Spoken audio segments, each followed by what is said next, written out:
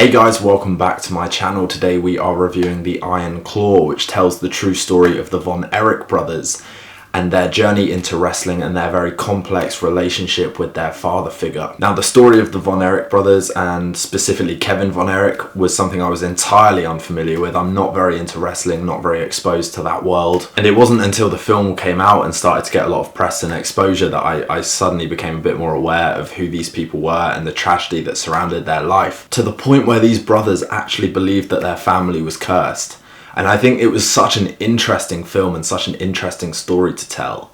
And it was told really well. I think true stories are so incredibly hard to get right. There's inevitably going to be some creative license that gets taken with certain elements of the reality. But I think for the most part as a film, it feels really authentic. I think that's the biggest asset that this film has going for it, specifically because of the performances. These four brothers, plus their very controlling, toxic father figure, really make for a fantastic character study and window into the pressures of fame, the pressures of familial expectation versus the willingness to forge a life for your own, and how does that look like when you've had such a projected fantasy imposed on you from birth. Zac Efron especially does a fantastic job of portraying that repressed but progressively more unsure of himself older brother Kevin Von Erich, and the journey of the fate that is expected of him and the fate that he wants to pursue. That is really the formation of the central conflict in this film. So the first half for me was masterful. I loved the opening hour or so of The Iron Claw. I think it did a fantastic job of setting up these brothers, establishing their dynamic, establishing this kind of bitter past his prime father who is trying to live out his own dreams through his sons, and the toxic way that manifests in terms of favoritism, biased, replacing one with the other as though they're like pawns on a chessboard. It was a really fascinating character study, told visually in really interesting ways. There's a lot of long takes in this film, which I loved. There's a scene with Zac Efron and Harris Dickinson in a toilet stall, just having a bit of a heart-to-heart. The camera just let them do their thing in a two-shot frame. It was really beautifully performed.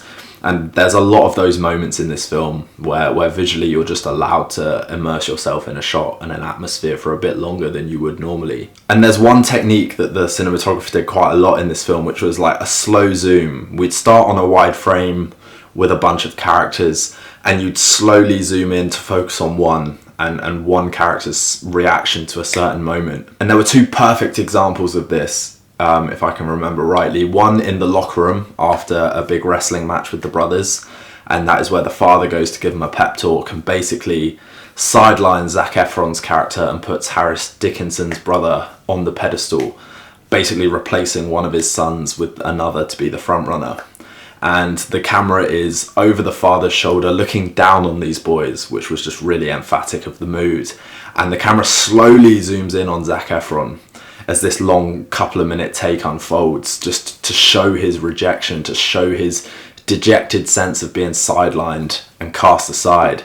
And that was stunning. And then there was another example of that also with Zac Efron later on in the film, where he's wrestling and you get the sense that he's a bit of a has-been now and he's waiting on the side to be tagged into the wrestling. And we start wide with all the action and slowly zoom in to see Zac Efron on the sideline, who's just getting more and more frustrated at being literally sidelined. So the cinematography in this film was beautiful. I loved the colour grading as well. I thought it gave it a really rustic feel, but also lended a bit of grit and grain to the texture of it as well, which was really, really nice to watch. And then the second half of the film almost shifts in terms of narrative structure, because the brothers all start to fracture. They all start to go off and do their own things.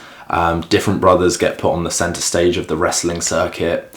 And Kevin Von Erich kind of takes a backseat and becomes more of a family man with Lily James and raising their two children. And while the story, I think, rightfully sticks with him and sticks with his kind of slowed down monotony of everyday life, while his brothers kind of continue to get groomed into excelling at this wrestling sport, we don't see as much of them anymore kind of going forward. And when the second half is so tragic and so harrowing in how the story unfolds, you kind of wish you spent more time with the brothers in those moments. Because to me, the tragic scenes didn't always land, and that wasn't a fault of the actors at all, or the writing, or the way it was shot.